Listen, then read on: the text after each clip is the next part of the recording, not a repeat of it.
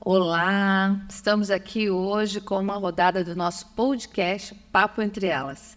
E a ideia desse podcast é representar e trazer as clínicas Lipari e trazer informações sobre os tratamentos, sobre os procedimentos e principalmente sobre os profissionais que estão e que fazem parte do nosso time nas clínicas Lipari.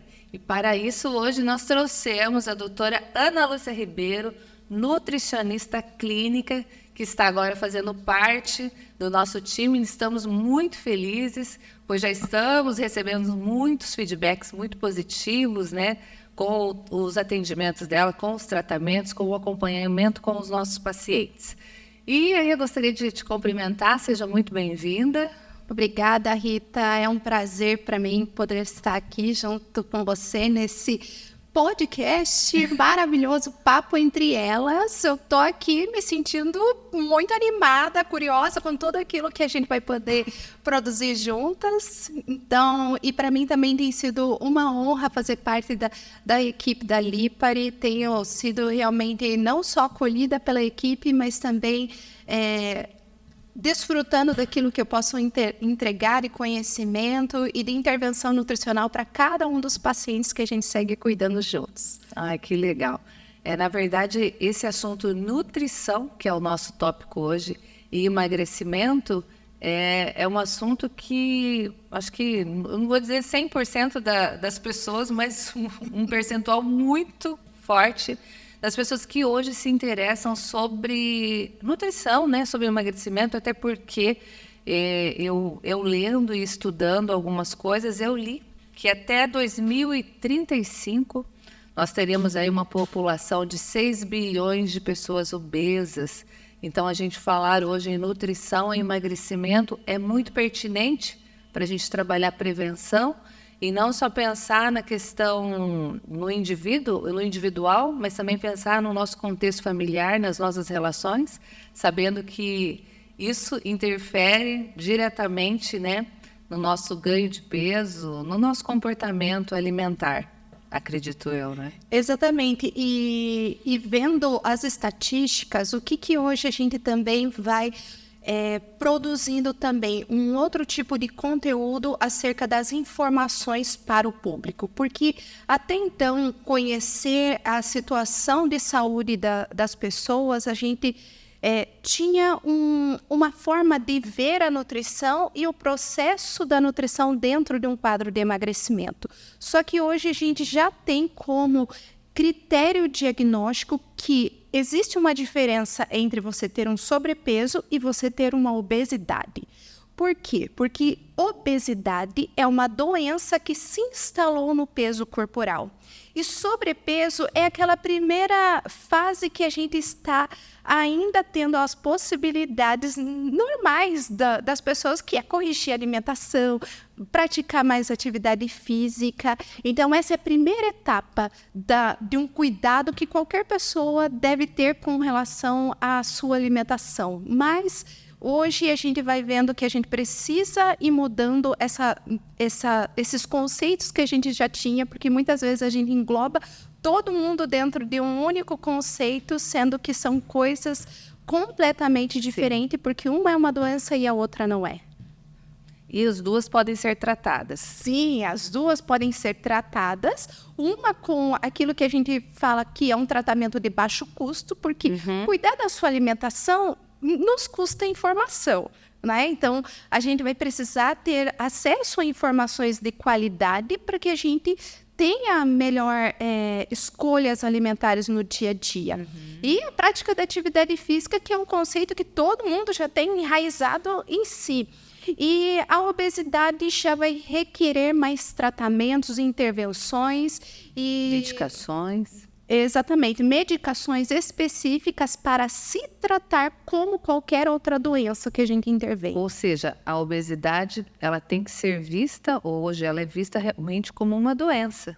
Exatamente, só que ainda como ela tem um conceito de doença, as pessoas ainda acreditam que é um mau hábito alimentar. Sim. A doença vai manifestar comportamentos alimentares que é caracterizado por uma compulsão alimentar que vem de uma alteração já nos níveis de alterações hormonais que estão relacionados a níveis neurológicos, e a gente também vai conseguir observar características na centralidade da onde essa gordura está localizada. Então, tudo isso identificar esses registros de imagens, de comportamento, eles implicam completamente na forma de como vai se intervir com o paciente. É uma cadeia, né? Então, ou seja, é o comportamento alimentar por um período de tempo que vai desencadear o sobrepeso, que automaticamente vai desencadear uma obesidade. Se não for preventivo, seria isso? Exatamente. E o que a gente tem? Eu vou dar um exemplo, né? Chegou no meu consultório essa semana uma criança de 7 anos de idade com um quadro de obesidade. E a queixa da mãe é que a criança come demais. Mas a gente vê uma criança que não vai conseguir ter um comportamento que, olha, vou parar de comer. Por quê? Porque naturalmente ela não vai conseguir parar. Mas o que a gente já vê com esse comportamento? Aquilo que a obesidade já causou, que é um dano na informação de saciedade. E esse dano na informação de saciedade faz com que a pessoa não consiga parar de comer. E aí a gente vê um comportamento alimentar.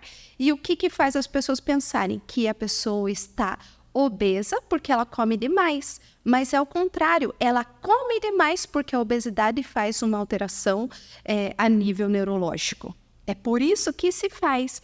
Então, quando a gente, como uma clínica de estética aqui hoje, que a gente trata de cirurgias, né? Aonde que entra essa forma de intervenção nutricional quando isso acontece?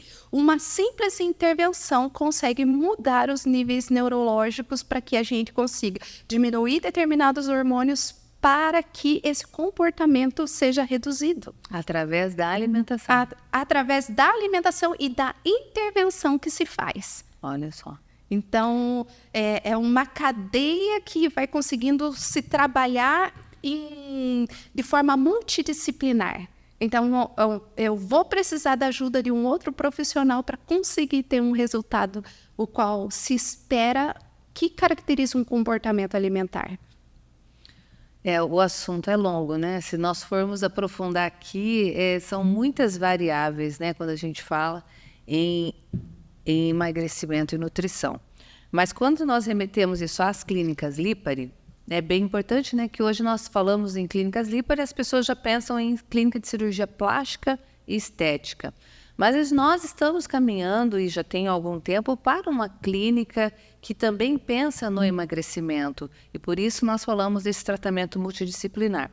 E começando por esse tema, e aí a gente vai discorrendo em muitos outros, e possivelmente nós vamos nos encontrar aqui em outros momentos para falar, mas um dos nossos produtos carro-chefes, né, podemos dizer, um dos nossas joias nas clínicas Lipari, é a vibrolipoaspiração, né, que ela entra como um coadjuvante do emagrecimento. Ou seja, não é só a vibrolipoaspiração, não vai ser só a nutrição, vai ser um processo, né, um grupo de profissionais atuando para chegar num resultado legal.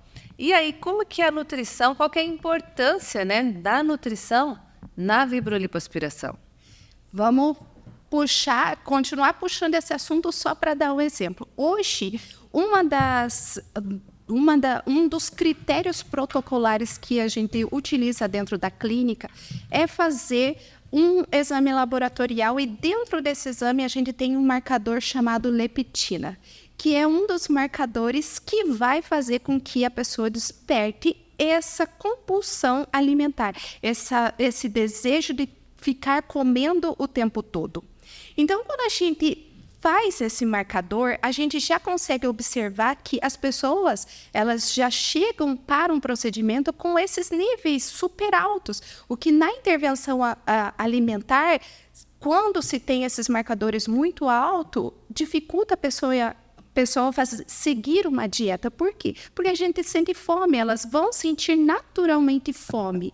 Então, esses marcadores acabam sendo um norte para a gente para avaliar aquilo que uma intervenção está fazendo junto com a nutrição. Então, hoje a gente já vê nos resultados pós-cirúrgico que esse marcador chamado leptina, ele se reduz. O que, em outras palavras, significa? Que uma intervenção estética, ela está sendo capaz de mudar um comportamento alimentar. Só que como a gente vai preservar isso por meio isso vai tornando fácil a introdução alimentar.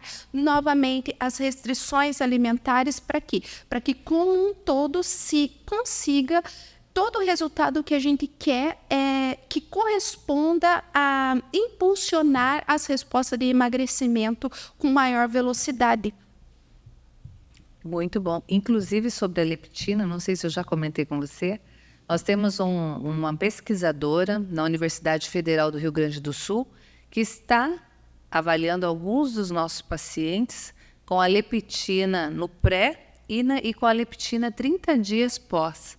Daí até o tema, né, quando nós começamos a falar, um dos estudos dela é vibrolipoaspiração além da estética, justamente por esse marcador, a leptina.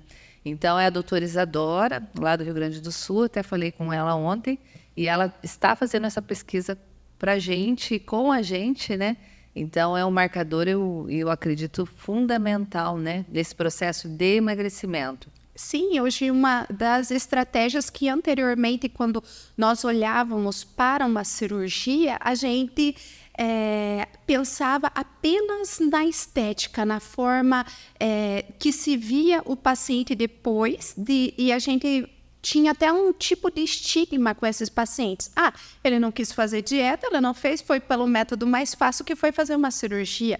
E, na realidade, hoje a gente vai vendo um quadro completamente diferente, vendo que a cirurgia ela se torna complementar a um tratamento que vai se tornando capaz de se fazer. Então, hoje, a estética ela vai ganhando um outro olhar, não somente para os pacientes, mas para a medicina em geral, para que a gente comece a dar outras alternativas de tratamento para um paciente. Muito bom. Isso é animador, né? A ciência, né? Envolver essa parte na pesquisa também, né? É fantástico. Mas vamos lá, né? Daí vem algumas perguntas de alguns pacientes e eu vou jogar aqui. E uma delas é, quando realizo a cirurgia de vibrolipoaspiração, em quanto tempo que eu começo o acompanhamento nutricional? Nós, na clínica, sabemos, né, o fluxo, como funciona, mas acho importante você falar do antes, né, e também como que é esse fluxo do atendimento. E também, assim, por quanto tempo, né, que seria interessante eu ficar com esse acompanhamento para atingir meu objetivo? Isso é individual, isso não é? Né? Como que é essa sua conduta com os pacientes e qual a importância mesmo, né? Vamos separar, como o Jack diz, vamos em partes. Exato. Hoje a gente já entende que todos os pacientes cirúrgicos, eles precisam de um acompanhamento pré e pós-cirúrgico para melhorar os resultados desse paciente, evitar todo e qualquer tipo de complicação.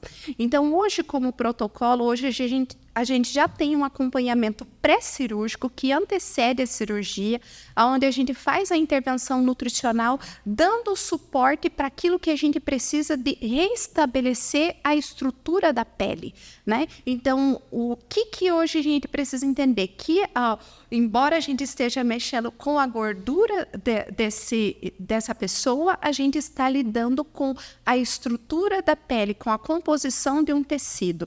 E hoje a gente dá todo o suporte nutricional para dar suporte a esse tecido ser restaurado, ser regenerado, para que a gente tenha o melhor resultado para o paciente.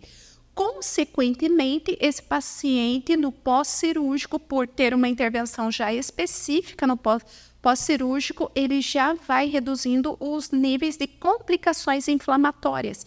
Então, já temos ali um pré-cirúrgico que auxilia esse paciente a conseguir restabelecer o cuidado alimentar, e um pós-cirúrgico justamente para dar tudo aquilo que o paciente precisa depois que faz uma intervenção, que seja nutrir novamente aquela célula que vai estar com uma demanda nutricional aumentada.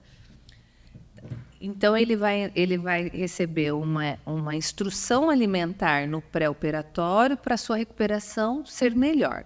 E daí, quando que ele começa a receber uma instrução realmente para potencializar a sua perda de peso? Já nos 30, já fez a cirurgia, ele já começa com uma intervenção nutricional. Ele já tem um planejamento alimentar a seguir, já tem de forma individualizada, ele já tem algumas necessidades nutricionais que ele vai poder ou ser suplementado ou vai ser corrigido por meio da alimentação, esse suporte nutricional. Então, ele já sai da cirurgia ali, eu sempre costumo dizer para os pacientes que ele vai lembrar muito de mim no pós-cirúrgico. Por quê? Porque a gente sempre que faz um procedimento quer saber o que eu vou comer agora.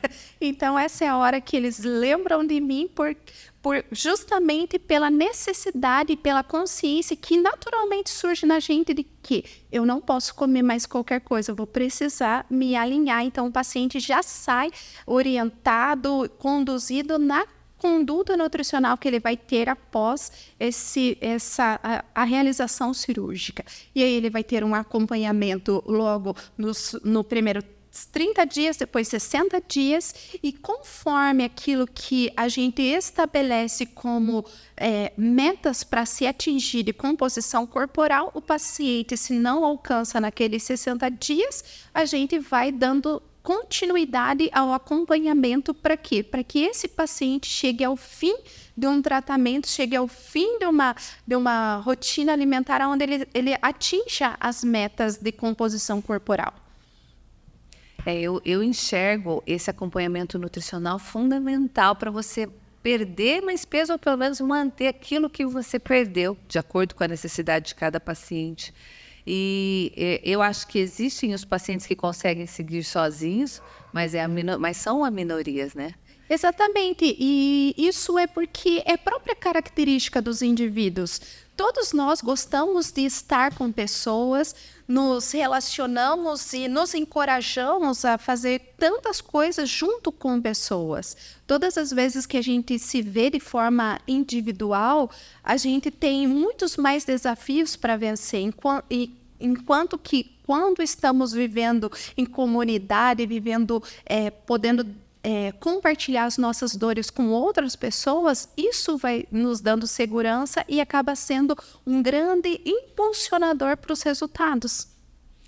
E a importância, doutora, das relações sociais mesmo nesse processo de emagrecimento? Então, a família, os amigos, nós confraternizamos. Quando falamos em confraternizar, automaticamente a gente remete à alimentação, a tomar alguma coisa. E como a gente se portar numa situação pós-cirúrgica, onde eu tenho um aniversário para ir, um casamento, um almoço de família. Como que eu vou me portar, ou a família tem que se adaptar a essa minha nova vida? Porque nós sabemos que existem os ambientes obesogênicos, né? Exatamente. E como que a gente, né, individualmente, como eu, quanto paciente, vou conduzir essa rotina? Qual a sua sugestão? Eu vou dar um exemplo. Um dia eu fiz a festa de aniversário da minha filha e tinha suco de fruta, ao invés de brigadeiro, tinha melancia, salada de fruta e tudo. Vamos dizer assim, que não é tão comum as pessoas irem. O que aconteceu nessa festa de aniversário? Todo mundo ficou perguntando onde que estava o brigadeiro, não ia ter o brigadeiro. Então, só que se adaptaram, conseguiram se relacionar. Então, quando eu estou no meu ambiente, organização na também, responsabilidade, eu consigo provocar os ambientes que eu preciso. Mas diante dos ambientes sociais, a gente precisa sempre lembrar o que é que está acima do alimento. E o que está acima do alimento sempre está os relacionamentos. Hoje, infelizmente, a gente olha para a comida. A gente acaba esquecendo que as interações sociais, elas nunca vão deixar de existir e nem sempre vão estar relacionadas com o alimento saudável. Mas a gente vai precisar restaurar aquilo que está se perdendo, que a gente às vezes está focando muito na alimentação e deixando as relações de lado. Então, deixando por vários motivos, às vezes a gente fica mais interessado em postar na rede social o que a gente está fazendo naquele momento do que realmente ter tempo para escutar uma pessoa quando você pergunta para ela, está tudo bem com você? E eu sempre costumo dizer, essa é a pergunta que estimula as pessoas a mentirem por mais vezes. Por quê mentirem por mais vezes? Porque se você vai responder de verdade uma pessoa se está tudo bem, ela vai ter que ter tempo para te ouvir. Porque nem sempre tudo está bem. E às vezes você vai querer compartilhar. E a pessoa, para te ouvir, ela vai ter que ter tempo.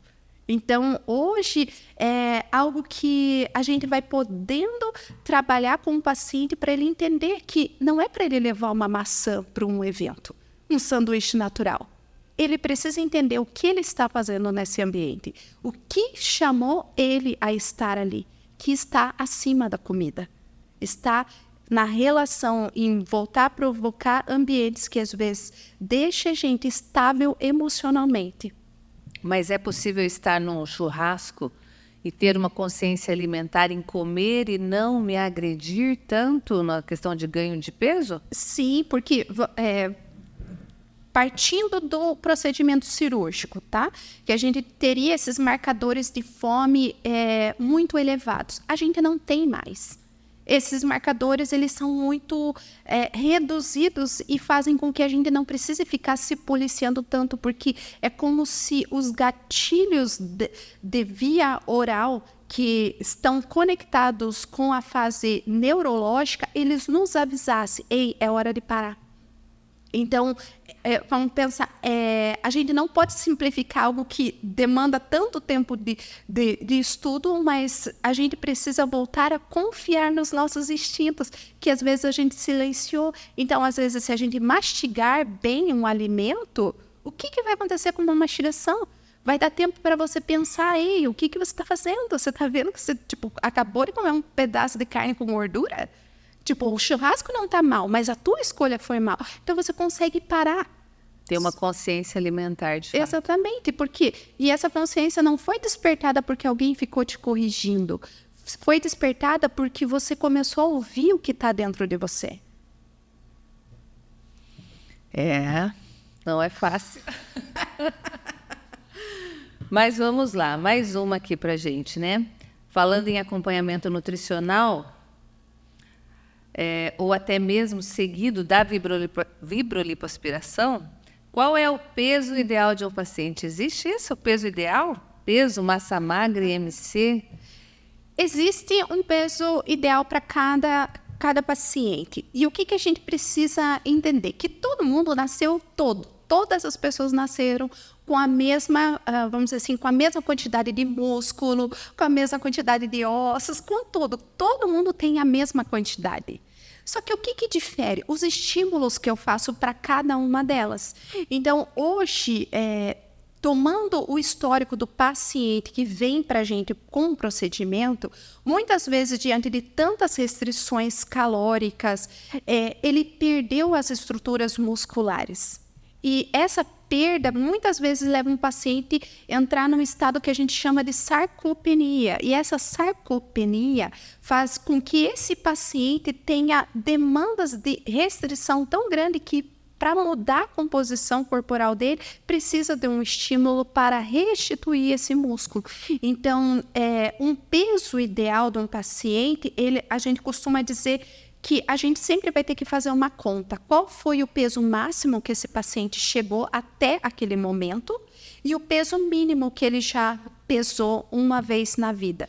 Para quê? Para que a gente entre num critério para saber qual vai ser o melhor peso para aquele paciente. Por quê? Porque hoje a gente já tem cálculos de IMC, que vai conseguir nos auxiliar no diagnóstico. A gente tem cálculos que conseguem avaliar o percentual de massa magra e massa gorda. Que no caso, nas clínicas Lipari, nós utilizamos a bioimpedância. Exatamente. E a gente consegue, por meio deles, ter uma referência.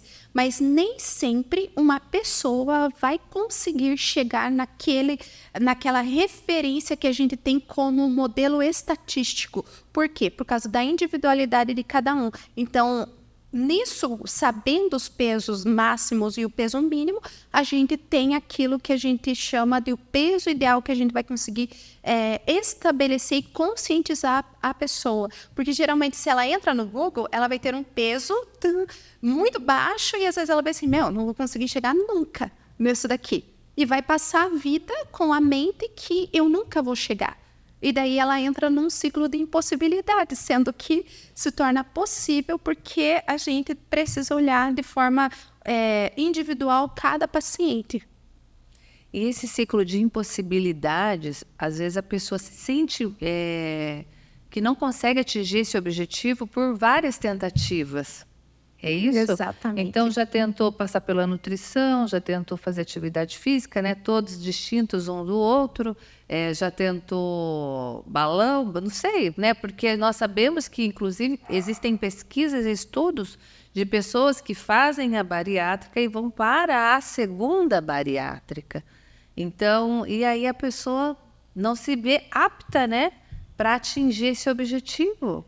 Exatamente. Então, tomando esse exemplo de um paciente que já fez um procedimento um pouco mais invasivo, como a cirurgia bariátrica, e até mesmo aqueles que usam medicação para emagrecimento, hoje qual que é a frustração deles? A frustração é crer que o procedimento ou que a medicação não deu certo, mas de fato ela deu certo. Por quê? O paciente que estava com a medicação, o que aconteceu quando ele parou? Voltou a ganhar peso. Isso significa o quê? Que a medicação estava dando certo para ele e que ele precisava de mais tempo com a medicação. O paciente que fez a intervenção com cirúrgica, o que esse paciente precisava? Esse paciente precisava entender que ele ainda não entrou num quadro de remissão da doença, porque é uma doença que se instalou no peso. Só que hoje as pessoas, por reduzirem essas informações e muitas vezes não terem acesso a uma informação completa do que é tratar um paciente com obesidade, fazem com que o paciente entre num ciclo de frustração e um ciclo onde ele se encontre nessas impossibilidades, às vezes, de se cuidar. E é aí que entra a nutrição, porque eles acabam se punindo da forma alimentar. Por quê? Porque é melhor ficar sem comer, ou é melhor comer de tudo, porque o paciente fica pendular, ou ele come tudo ou ele não come nada. E aí o que acontece? Nunca a gente vai chegando num equilíbrio dos cuidados que tem que ter com o paciente, mas hoje a gente já vê esse ciclo sendo mudado justamente por causa dessas informações estatísticas que a gente tem, que é olhar com o paciente com obesidade, entendendo que ele tem uma doença e não um mau hábito. Então, dentro do seu atendimento, doutora, percebe-se que é a nutrição com a mente, né? Você está trabalhando ali o mental e o alimentar também do paciente. Exatamente. Por quê? Porque a gente precisa entender e até mesmo aliviar esses pesos dos pacientes, porque muitas vezes o paciente nunca está tendo uma compulsão alimentar e ele fala que o problema dele é compulsão alimentar, sendo que compulsão alimentar é uma doença que aconteceu neurológica, assim como eu tenho uma depressão, uma compulsão alimentar é uma doença neurológica, só que hoje as pessoas começaram a usar compulsão para todos os pacientes, e não é assim. Então, o paciente precisa ter claro o que é uma compulsão alimentar, porque eu, sabendo que é uma doença neurológica, eu não ia querer falar que eu tenho compulsão alimentar. Entende? Então, o paciente, muitas vezes, as pessoas, se a gente joga na internet e lá está, compulsão alimentar, 5 alimentos para evitar compulsão. Entende que às vezes a gente fica, de mãos atadas por causa de uma informação que é passada de uma forma equivocada. Mas, às vezes, isso é o que alimenta e nutre um pensamento de um paciente que está tentando se cuidar.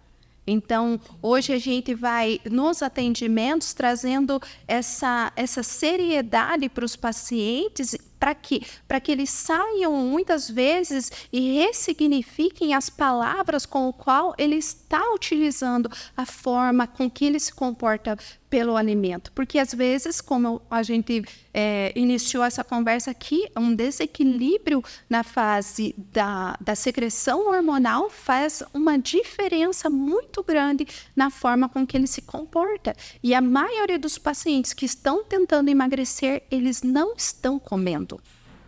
E aí, essa que é a grande frustração. Eu não como. E como é que eu chego aqui?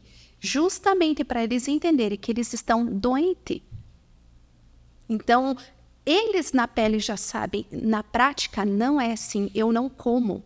Tem algumas falas, né, que a gente escuta, e ainda ontem em reunião a gente conversando aqui com o pessoal da agência, e eles mesmos falaram, não, porque quando eu estou ansioso, eu como muito, é como se fosse um prêmio.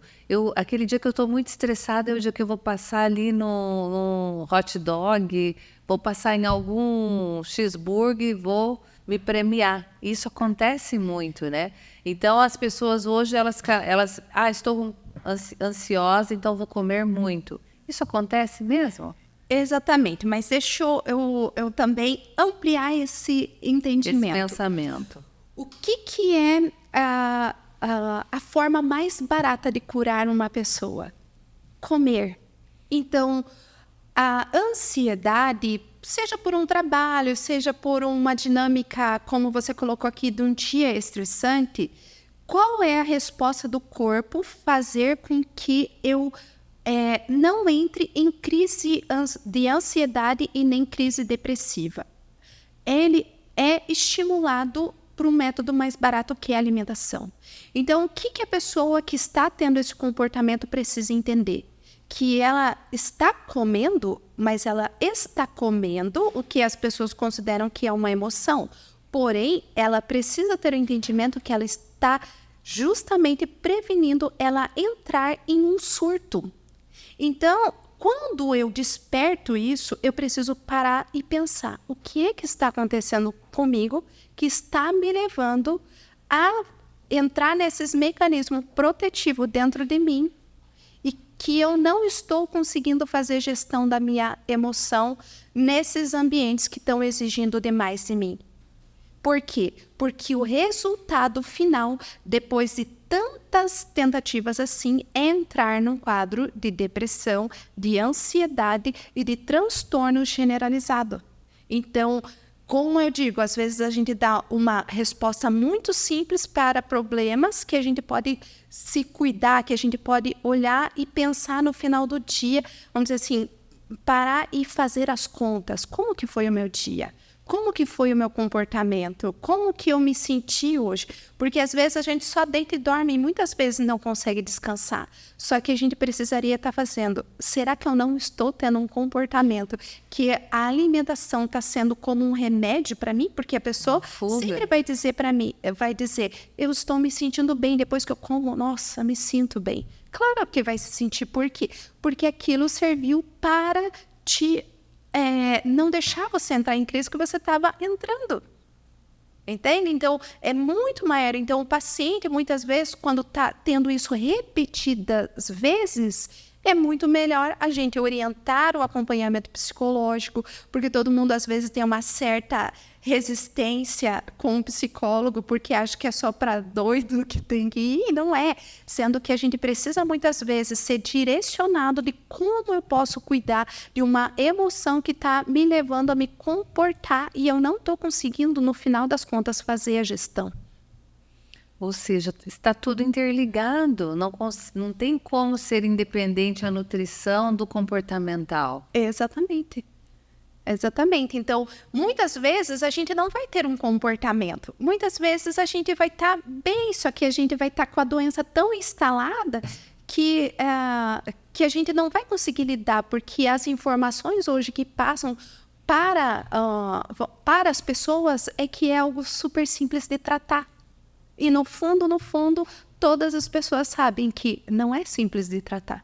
Mas hoje, quando você entra em acompanhamento com profissionais que estejam dispostos a cuidar do paciente, não só apenas fazer um procedimento. Então, hoje, a proposta que a gente tem para todos os pacientes que passam conosco não é só fazer um procedimento, é fazer com que ele entenda que ele está sendo cuidado e ele vai sendo cuidado de forma integral. Por quê? Porque se ele precisar, olha, a gente vai fazer o procedimento, mas você vai ter que ir para o psicólogo, ou você vai precisar passar mais tempo com o nutricionista para entender o que está acontecendo, esse vai ser o caminho proposto para o paciente. Doutora, estamos falando em vibrolipoaspiração, estamos falando em emagrecimento, nutrição, e eu sei que alguns diagnósticos, algumas indicações dos médicos, dos nutricionistas são muito individuais. Mas pensando numa abrangência global, o que seriam hoje hábitos saudáveis? É uma pergunta difícil de responder. Porque vamos pensar, e aí eu me... Hábitos, né? O que é certo? Dormir, porque se fala em dormir, se fala em beber água, não precisa falar em quantidades, né? Mas, assim, hábitos, né? O que são hábitos realmente saudáveis, assim? Hoje eu me apego à genética. E por que eu me apego à genética? Eu vou dar um exemplo. Eu tenho pacientes que na genética dele está descrito que esse paciente realmente, quando ele diz que não quer comer fruta e verdura, é verdade. E a genética dele está dizendo, ele não precisa.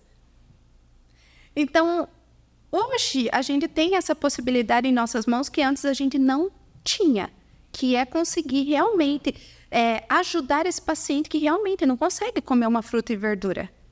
Mas que na genética dele diz bem assim, é verdade, ele não consegue, então não adianta nem insistir, porque não vai dar certo, esse paciente vai passar mais mal comendo do que não comendo. Só que esse ainda é um assunto que a gente vai pisando com cuidado, por quê? Porque a gente tem essa orientação que é global, e hoje a gente se apoia no Guia de Alimentação Brasileira. E nesse guia ali tem todas as descrições, não somente para atividade física, ele é um guia que é disponível para a população em geral, para quê? Para que saiba o caminho que deve tomar. Saiba... Como é o nome do guia? Guia Alimentar da População Brasileira.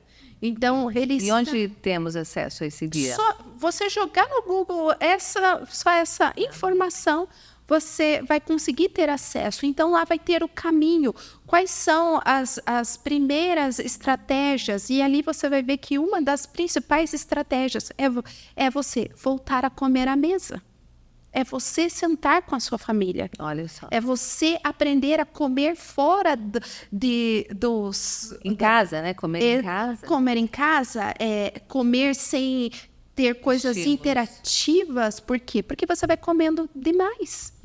Então, ali você tem um caminho que a gente pode dizer que, olha, o prato das pessoas é arroz, feijão, carne e legumes, só que hoje a gente fica com medo de comer feijão, a gente não come o arroz porque tem muito carboidrato, a gente come a salada e um bife.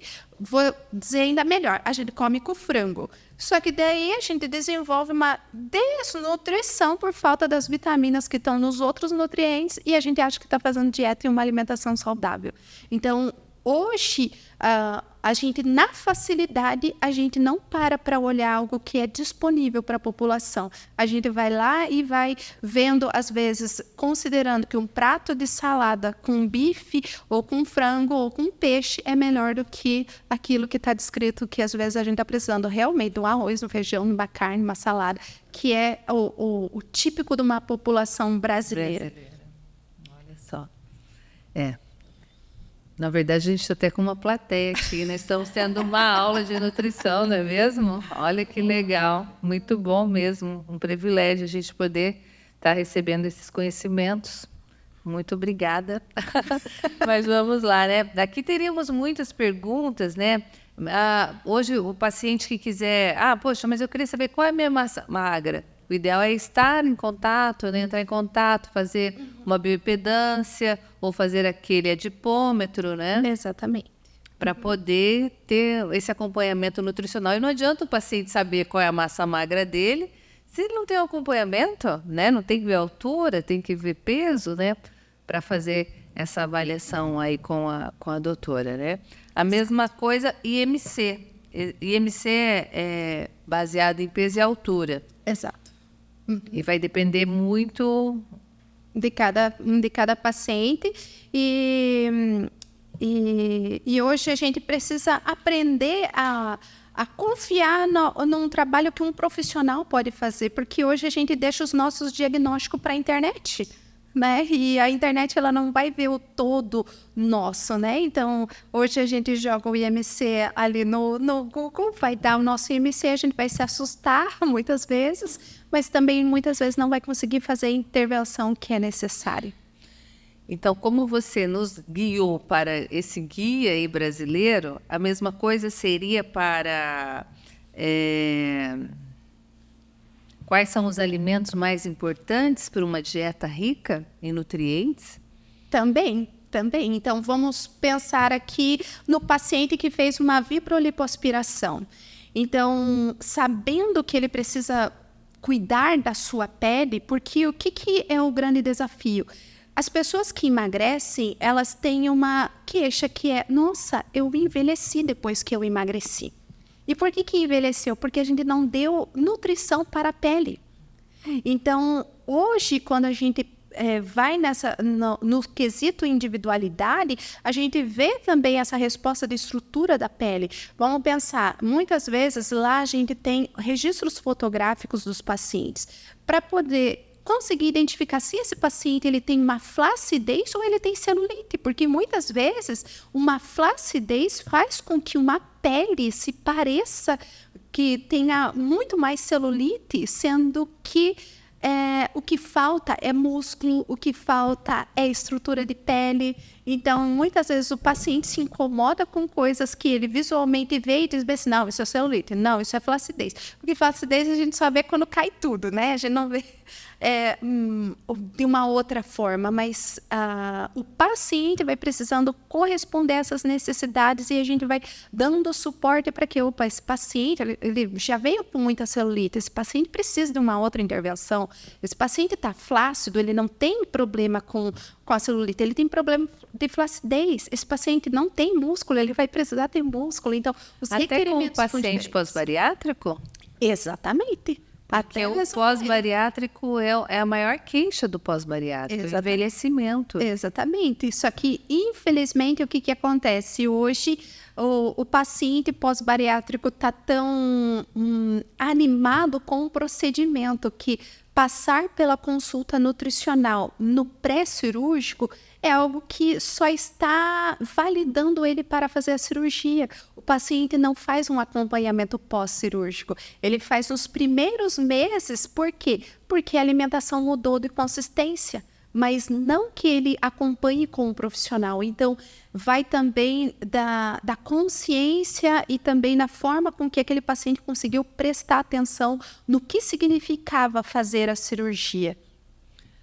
Doutora Ana, uma dúvida e dos questionamentos, uma das abordagens, inclusive, dos médicos das clínicas Lipari, é o emagrecimento baseado em índice glicêmico. Uhum. E eu sou totalmente leiga, eu tenho muita curiosidade e sei que é um assunto bem amplo para a gente falar, mas se você puder dar um resumo aí para a gente do que é, eu sei que é índice glicêmico, carga glicêmica. Uhum. Por que a gente utiliza esse tipo de estratégia de intervenção alimentar? Por quê? Porque cada alimento, ele estimula uma resposta da insulina, que ela é secretada pelo nosso pâncreas. E muitas vezes o paciente ele tem resistência à insulina. O que significa resistência? É algo que precisa entrar dentro do nosso corpo, mas ele vai encontrando resistência. Só que ao encontrar essa resistência, a insulina está responsável em pegar o açúcar do alimento e colocar dentro da célula. Para quê? Para que aquele corpo tenha energia, para que aquele corpo consiga pensar, para que ele faça as atividades naturais do dia. Só que quando ele está encontrando resistência para fazer isso, esse alimento faz o quê? Esse alimento, essa glicose vai precisar entrar dentro da célula de gordura. Não mais ser utilizada para fornecer energia para o corpo. Ele vai para a célula de gordura. Então, quando nós estamos fazendo a intervenção, por que é que nós utilizamos uma intervenção de alimentos de baixo índice glicêmico? Para quê? Para que a gente, enquanto não corrigiu essa resistência, a gente dê a oportunidade dessa célula não aumentar de tamanho por causa dessa glicose que está entrando dentro da célula. Por quê? Porque daí a pessoa não consegue, ela resiste a emagrecer. Então, a intervenção nutricional serve justamente para isso, para fazer com que aquela célula não fique aumentando de tamanho. Então, se utiliza essa estratégia. Não sei se ficou claro, tentei ser o mais... É bem técnico, porém, sendo bem básico, quais os alimentos com índice glicêmico alto? Nós podemos... Antes nós comíamos tapioca achando que era saudável, que era fitness, né? E daí isso caiu por terra, visto pelo índice glicêmico. Quais outros alimentos? Hoje a gente acha que nós estamos nos alimentando com um alimento fitness, com um alimento bom, e tem um índice glicêmico alto. Eu vou pegar hoje as estratégias, muitas vezes, que são utilizadas para aquele paciente que ama comer doce, que também é um erro que aconteceu de fase neurológica, tá? Então, vamos pensar, esse paciente, o que está fazendo? Ele adora doce. E qual que é a estratégia hoje que a gente usa? Quer colocar uva passa, quer colocar banana, daí faz um ovo com uma panqueca de banana de manhã. Beleza, que utilizou aveia, que utilizou tudo aquilo ali. Só que o que acontece? É alto índice glicêmico, ou seja, aquela banana, aquela aveia, naquele momento, ainda que tenha colocado o ovo, o que acontece? Fez o mesmo efeito ainda, faz com que, ainda que seja saudável, por estar desproporcional na dieta, faz com que tenha uma resposta diferente. Então, hoje a gente tem banana, a gente tem... batatas, a tapioca mesmo que você falou, a aveia que a gente... E o abacate?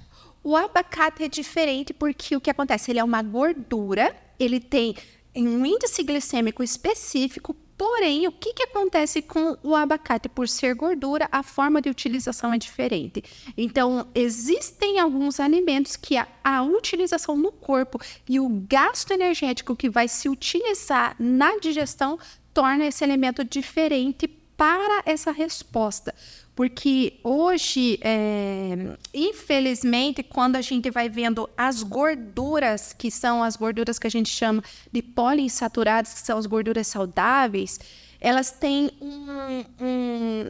alguns alimentos, eles vão ter um índice glicêmico, mas hoje a gente já viu que a resposta digestiva deles acabam sendo superior e a resposta de composição na pele é diferente. E continuando, então, aqui eu acho que nós até respondemos que é sobre a fome emocional, ou os desejos de alimentos não saudáveis, né? Como lidar. Então, trabalhar essa consciência alimentar, muitas vezes ter o acompanhamento de um profissional, de um nutricionista ou de um psicólogo, ou os dois juntos. Exato. E, às vezes, vamos pensar na estratégia mais simples. Hoje a gente precisa aprender a criar amizades, né? Então vamos ver socializar super barato, não custa nada, só vai custar muitas vezes a gente ter um coração disposto a saber com quem que a gente vai compartilhar as coisas que a gente está compartilhando, né? Porque assim como a gente come de alimentos que a gente vê, a gente come de palavras. Então, de acordo com a palavra que a gente está comendo, a gente pode estar realmente adoecendo pelaquilo que come. E dizem que nós somos o resultado das 5 pessoas que nós convivemos, as mais próximas. Então, é isso que nós temos que analisar, né? Que isso vai impactar no emocional, no nutricional. E também quando falamos em atividades físicas, que é tão importante quanto, né? Para algumas pessoas é uma terapia. Eu considero, para mim, uma terapia a atividade física. E não é uma atividade de alto impacto, né? Uma coisa que me faz bem. Você teria as indicações de melhores atividades ou onde realmente a pessoa se sinta melhor? Eu vou dar um exemplo próprio meu. Eu sempre amei dançar. E a minha vida era só dançar. Minha vida não era vir para uma academia fazer um exercício. Mas chegou uma etapa da minha vida que o que aconteceu? Ao invés, como eu comentei aqui com vocês, a gente não come só daquilo que a gente está vendo, a gente come de palavras. E me deparei comendo das palavras das pessoas. E essas palavras acabaram me desnutrindo emocionalmente a ponto de entrar numa fase da minha vida onde eu ganhei muito peso. Então, nessa fase, o que acontece? A minha cabeça pensou, eu vou ter que fazer muito exercício para conseguir sair dessa aqui. Não entendi o que estava acontecendo. Então, eu entrei numa fase onde eu torturava o meu corpo fazendo atividade física. Eu não conseguia fazer isso de uma forma saudável. E eu fazia isso por causa das informações que eu tinha. Só que chegou uma hora, eu falei bem assim, se eu quero melhorar, eu preciso me sujeitar a um profissional que entenda o que eu preciso. Então, o que eu fiz? Avaliação com o educador físico, ele estabeleceu um treino adequado para mim, porque ele viu a minha necessidade e conseguiu me ajudar. Só que o que eu precisei me sujeitar? Eu precisei me sujeitar a não querer ficar com o meu conhecimento, porque o meu conhecimento não estava me ajudando. Então, eu precisava de uma outra pessoa para me ajudar. Então, o educador físico é a pessoa mais apta para direcionar um treino, para encorajar uma pessoa e acompanhar ela durante uma rotina de treino, porque eu sempre costumo a dizer que, às vezes, se a gente não tem um cuidado, um profissional, o que a gente? A gente vira um guru, perna fina e a parte de cima é grande, entende? E as mulheres é o contrário, a mulher fica com a perna super torneada e a parte de cima do corpo completamente ruim, não é proporcional. E quem ajuda? O educador físico. Nós precisamos desses profissionais. Temos também, existem, né, academias que têm os instrutores. E nós entendemos a importância aí desse triângulo, né? Nutrição, mente e também as atividades físicas. Exatamente. Né? Então, doutora, eu gostaria muito de agradecer. Possivelmente a gente vai se encontrar novamente aqui nesse podcast. Hoje é um podcast, né, rápido, mas nós temos muito assunto e queremos aí extrair o máximo do teu conhecimento. Agradecer pela sua participação e lembrar todos os nossos pacientes, as pessoas que seguem as clínicas Lipari, que nós temos essa profissional maravilhosa nas clínicas Lipari, acompanhando também, caso você queira emagrecer ou complementando também, e tanto é muito importante a sua participação nesse contexto de vibrolipoaspiração, tá bom? Então, muito obrigada. E até a próxima. Eu que agradeço, Rita. Foi um prazer desfrutar dessa mesa com você. Realmente desfrutei essa troca mútua, onde aconteceu um tipo de nutrição muito bom, sem verdade. Alimento. Então, eu adorei o termo nos alimentar das palavras. Olha que legal. Muito obrigada. Tá agradeço. Bom? Olha só.